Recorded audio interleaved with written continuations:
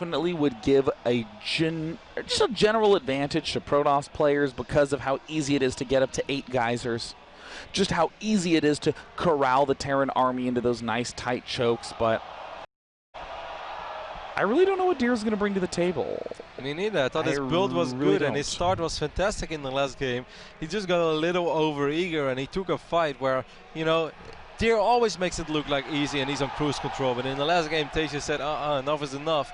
I'm going to hold my ground there. He did. Perfect control. And from that moment on, Tasia just played out of his mind. Absolutely fantastic performance by Tasia.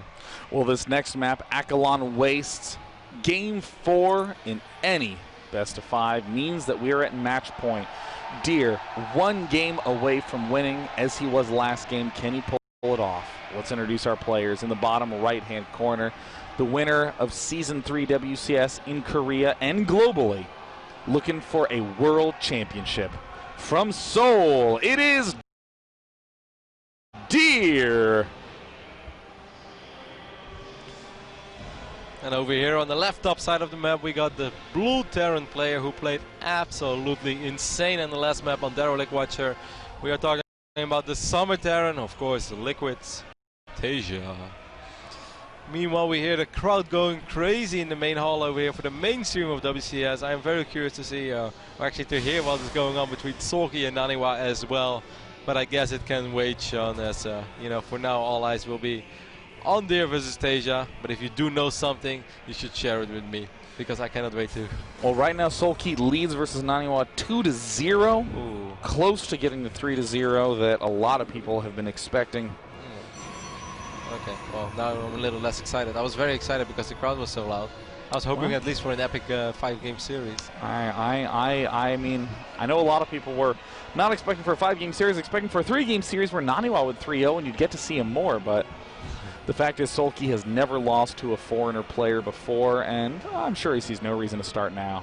Deer scouts to the top left-hand position and is not going for a second geyser, so it looks like it's going to be a rather standard game, but you know, we're seeing Tasia go for what I would generally call a Reaper expand, but that's a very late geyser. That's like a 15 gas out of, or excuse me, 14 gas out of Tasia. Might be just an even quicker Widowmine drop, like something we saw in the last game that he was aiming for. This is going to open up with a bunch of Marines over here. We will see. This probe is just trying to be as annoying as possible. Of course, we are playing a best of 5 over here. So Deer is at match point. Tasia is going to have to win 2 games on a row. Or in a row, I should say. In Dutch, it's on. It's very confusing. Very, very difficult situation to come back from. We're seeing that Marine's about to pop out and could line up nicely with a reactor timing. Could also be factory. In this position, a Zealot popping out for Deer is not an unreasonable choice at all. Oh, is it going to be an engineering bay block? Really? Nope, there's the cancel. And there goes down the Nexus. But you know what's also hot on the feet? It's going to be the scout of the SCP, Rotterdam. Tasia missing a small window there, I feel. Not really a window, but a small opportunity, because I would have loved to see him drop that eBay right when the Zealot you know, gets cancelled. Even though I guess Deer wouldn't cancel the Zealot if he could, but you know, maybe Tasia could have just like pretended to block the Nexus a little bit and then waiting to see if Deer actually has a Zealot or not. But that's not the case. Either way, factory going down already, so we were definitely onto something right, which is good. You know, it's the first time today that we predict something right in this series. Dude, let's do it. I want to be right once. That's my goal for the day, is to be correct a single time. They can say, called it. You see, I predicted that in the future. I have clairvoyance. No, that's weird. Look at that. He's already getting a second gas geyser. I mean, almost never do you see that with a fast mine drop, because players are so eager to throw down their barracks and just be like, look, okay, I was just pretending. I promise that I'm going to be going regular bio. But we see the Robo facility actually going down shockingly early. This looks like a very fast Immortal push. I'm actually not sure what to think of it. It might just be multiple observers as well for drop play. What I do know is that this build from Tasia is pretty damn greedy, and if Deer would have dropped 4 additional gates, or if this would have been Doc, I think that we'd be looking at a very tricky situation over here. But it seems like Tasia will get away with it, as this is Deer after all. Deer is not really a player that just throws down 4 gateways and hopes that he's going to be able to boss the Terran. This is not how he plays. Now this is, there's the Immortal coming out, so it looks like a rather funky play. I'm trying to think of how this would match up with we see what a it bunch is of Tage's sentries. doing, yeah. If we see a bunch of sentries being wiped in soon, then I think you were definitely right. 2 additional gates are going down. Even Well, a there 3 it is. gate with 2 immortals early on could definitely deal some crazy damage. But as you said, how is this going to deal with these Widow Mines? Because most likely it's going to be 2 or even 3 immortals. Oh no, there's the spot. He's going to get up into the main base, and he sees an immortal that's trying to hide. Taja knows everything that's going on. He may very well just cancel his plans and begin to build siege tanks. May begin to get Banshee would probably be a weak play at this point, but bunkers galore, no doubt. The immortal's like, I swear to God, I'm not an immortal. Really, man, it's just Stalker. Then the Reaper's like, why do you do so much damage? You just stop. There's the siege tank coming. Taja knows what's going to be en route, and look at that brilliant adjustment. He's bringing a single mine to drop. I love it. This is so perfect because just this single mine is really going to mess things up a little bit. At least force the defensive weapon, or maybe force the Mothership Core to stay at home. But this one mine could definitely be very annoying for Deer to deal with. And above all, even if this slows him down 20-30 seconds, that is enough already.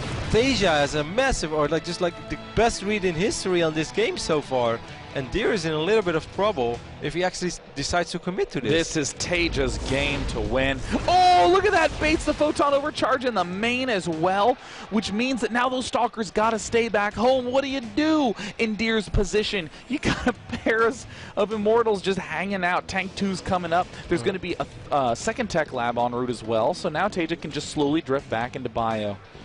We also see the points going down in the main base from Deer, so Deer is definitely transitioning out of this. Of course, he's hoping for at least some damage with this push, or maybe just force Tasia to pull a lot of SCVs, because hey, as a Terran, you'd rather be ahead in pulling SCVs than behind. But we can see Tasia not overreacting.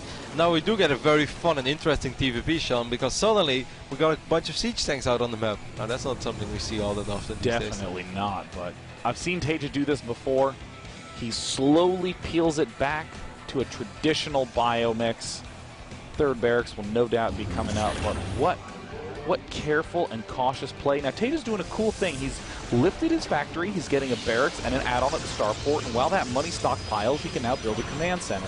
He's even getting +1 attack. He won't be able to really do an aggressive push timing, but he will be able to do an aggressive push timing.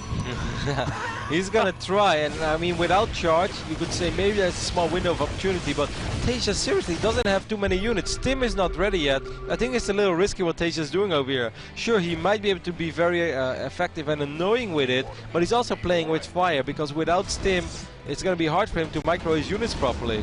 A couple of tanks get picked up in the medevac now. Sean, what am I watching? Oh, it looks like he's going to be doing the swing around all the way to the back side. I mean, that mine at the front. Oh, maybe some tanks on the low so ground. Much. Oh, yeah. I mean, this is one of the most vulnerable spots on this whole map.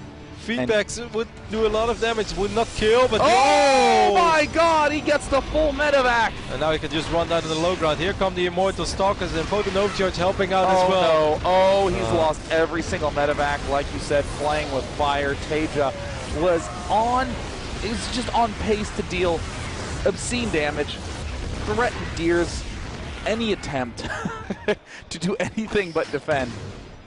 And yet just a slight misstep in that feedback batters him down. And again, a Ghost Academy. I mean, Taja better have defense on the docket for the next 40 minutes.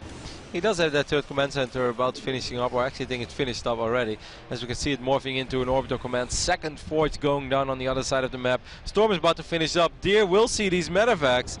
He doesn't have Blink yet, but he can pretend he has and be very scary. Now Ignite Afterburn is being used. He might actually be able to cancel the third base, but at the same time, Tasia, do you still have units at home? Because this represents half your army. Oh my God, I mean, Deer is one of the few Protosses I would trust to shove in a spot like this. And it looks like that's exactly what he's going to do. He's moving in, and it looks like the natural expansion is completely open and vulnerable. And Deer is not messing around at all. He is going in, and neither is Taja. Taja with the target fire. It looks like the shields are down at the natural expansion. We see that the natural expansion is going to go down, but at the same time, Taja's natural is under huge fire as well. Tasia has no units in his natural. He was busy dealing with the Warp Prism in the main base. Force fields will go down as well. Sick play with sentries. This is something that really trademarks Deer as well. He uses the sentries in the face of the game where we often forget about them. The Ghost Academy is taking a lot of damage and will fall before the Mobius reactor finishes off. It's going to be all small-scale bio-micro for Teja. That's where he shines, and this army ain't going to get recalled anytime soon. Teja has the opportunity to chase it down, but his window of opportunity is rapidly depleting. He needs to get in there. He needs to chase it down now. Yeah, this is your moment, Teja. There aren't really any High Templars with this Oh, army. Teja! No! No! Teja!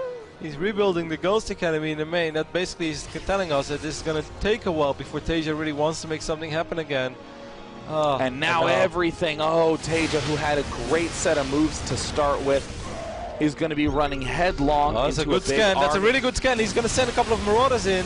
Baits a lot of storms over here, though. And he will get down all 3 storms, but he's going to have to do some strong kiting. That's too many Zealots. The Archon target firing on the Medivacs. So scary. A couple of these Medivacs are so low on HP.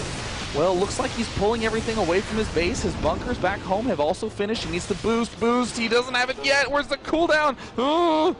It's at like 60% complete when that was going on. Oh my god. We finally see the bunkers done. We finally see that Teja has almost enough to defend, but I mean, he almost has a single ghost as well. Now this drop is going to be able to do a little bit of damage on the other side of the map, but Teja has to worry about his army in the front, even though often the best defense is offense. Well, if that's the case this time, Sean, we're about to figure it out. Well, there's the Warpin getting canceled. We see the reinforcements, but yet again, Teja is running the risk of losing his natural. He has to pull home. He's being too aggressive. Great hold position. Deer is exploiting it brilliantly.